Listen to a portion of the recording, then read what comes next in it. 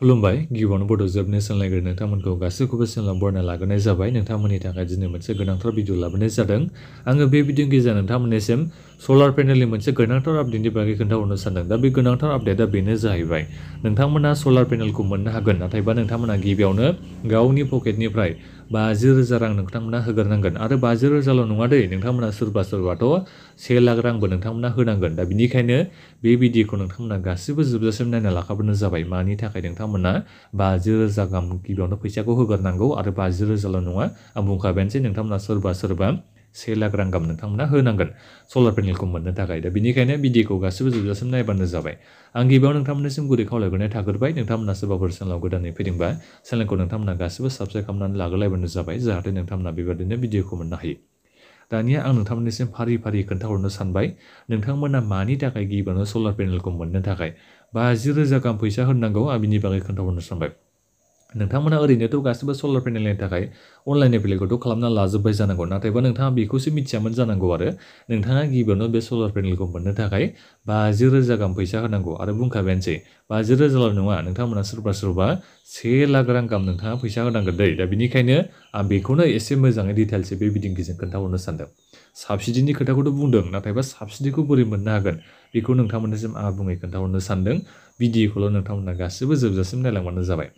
नोंथांमोना बे सलार पेनेलखौ जेब्ला अनलाइन एप्लाइ खालामगोन बे PM सूर्यघर मुफ्त बिजली योजना बे स्किमनि थाखाय जेब्ला नोंथाङा अनलाइन एप्लाइ खालामखांगोन अनलाइन एप्लाइ खालामखांनायनि उनाव नोंथाङा बेबादि मोनसे सार्टिफिकेट मोननो हायो ओमफ्राय मोनसे एक्न'लेजमेन्ट रिसिप्ट नोंथांमोना मोननो हायो दा बे सार्टिफिकेटआव मा लिरनानै होदों आं दायो बेखौनो खोन्थाहरनो सानदों बे सार्टिफिकेटआवनो जोंहा मेन खोथाया जाखांना फैदों आरो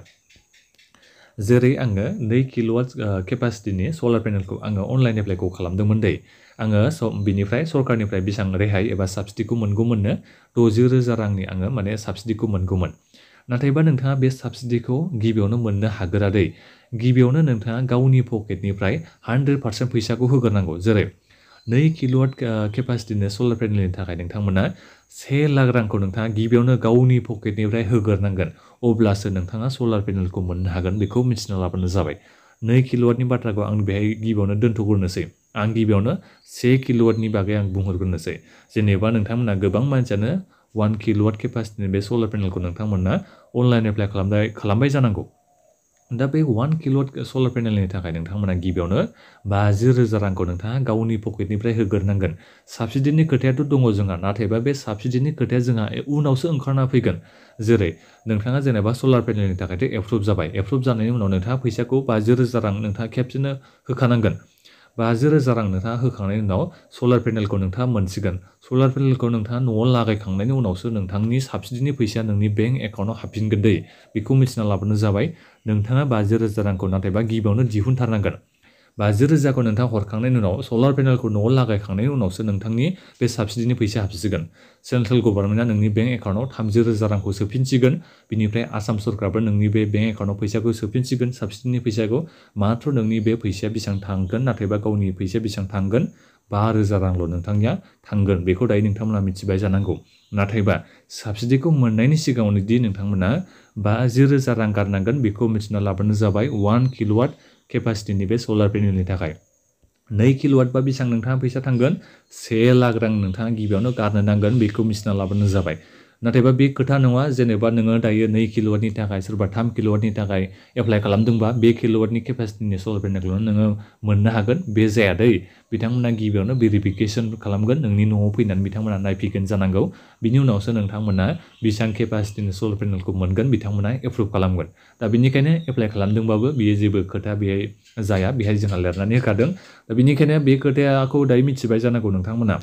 नोंथांमोना गिबियावनो 1 किल'वाट केपासिटिनि बे सलार पेनेलखौ नोंथाङा गोनांथिबा नोंथाङा 1 किल'वाट सलार पेनेलनि थाखाय एप्लाइ खालामबायबा नोंथाङा गिबियावनो 50,000 रांखौ नोंथाङा गिबियावनो होग्रोनांगोन 50,000 रांखौ होखांनायनि उनाव सलार पेनेलखौ नोंथाङा मोननो हागोन सलार पेनेलखौ नोंथाङा न'आव लागायखांनायनि उनावसो सरकारा नोंनो भारत सरकारा 30,000 रांखौ बेंक एकाउन्टाव सोना हरगोन आसाम सरकारा साबसिडिनि फैसाखौ नोंनि बेंक एकाउन्टाव सोना हरफिनगोन बिनिफ्राय माथ्र नोंनि बे बेंक एकाउन्टनिफ्राय एबा नोंनि सिपिनिफ्राय माथ्र 5,000 रांखौल' नोंथाङा होनो नांगोन दा बेखौ नोंथांमोना गासिबो मिथिनो हाबाय जानांगौ दा बिनिखायनो फैसाखौ बुथुमना लाग्रोखानांसिगोन आरो सलार पेनेलखौ मोननो थाखाय गिबियावनो जायफोर 2 किल'वाटनि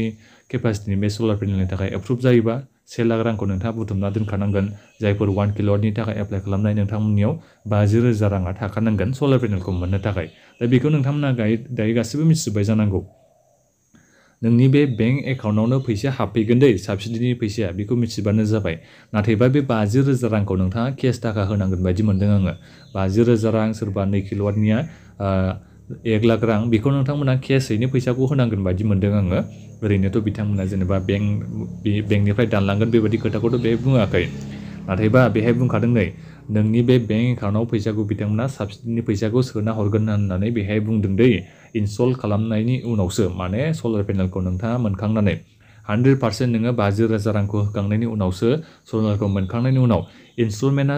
जेनेबा नोङो बे इनस्टलेसन खालामखांजोबनायनि उनावसो नोंथांनि बे साबसिडिनि फैसाखौ नोंनि बे बेंक एकाउन्टआव बिथांमोना सोनानै होगोन बे बाथ्राखौ जोंहा नैबे सार्टिफिकेटआव लिरनानै होदों दा बे बाथ्राखौ नोंथांमोना गोबाङानो मिथियामोन जानांगौ दा बेनिखायनो आं बेखौ नोंथांमोननिसिम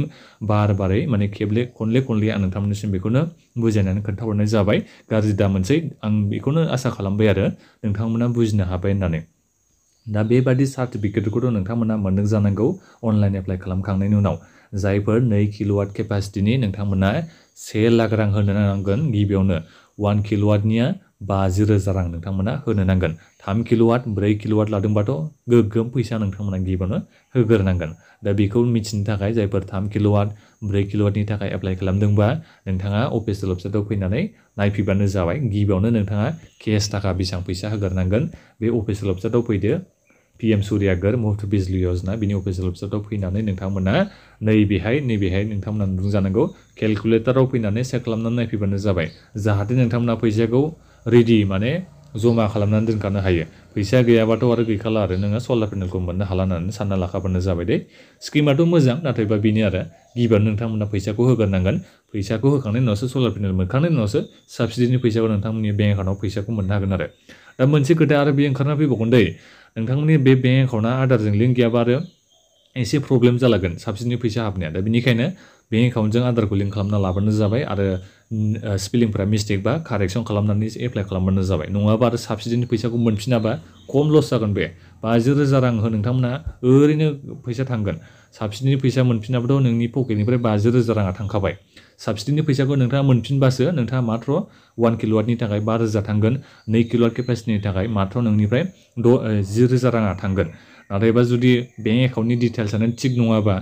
अब्लाथ' नोंथाङा साननानै नायदो 1 लाख रांखौ नोङो 2 किल' केपासिटिनि थाखाय हरबाय साबसिडिनि फैसाखौ मोनफिनाबा खम लस जागोन बे एसेबां बुरजा फैसा ओरैनो थांगोन दा बेनिखायनो बेंक एकाउन्टखौ नोंथांमोना एसे थिग खालामनानै लाबानो जाबाय दे एप्लाइ खालामखांदोंबाबो जेबो नङा नोंथांमोना एसे मोजाङै इKYC होनांगौबा KYC फोरखौ होना लाबानो जाबाय आरो आधारजों बेंक एकाउन्टआ लिंक जायाखैबा लिंक खालामना लाबानो जाबाय जाहाथे जेबो प्रब्लेम जाया साबसिडिनि फैसा हाबनाया आं बेखौनो नोंथांनिसिम बुंहरनाय जाबाय दा बेखिनियावनो नोंथांमोना माबाफोर सोंनांगौ दङबा भिडिअ कम्बक्सआव नोंथांमोना कमेन्ट खालामबानो जाबाय आरो बे भिडिअखौ नोंथांमोना गासिबनोबो शेयार खालामबानो जाबाय जाहाथे गासिबो मानसिफ्रा बे स्किमनि बागै बे बाथ्राखौ मिथिनो हायो आं बेखौनो नोंथांनिसिम खावलायहरनाय थाबाय गोजोन्थों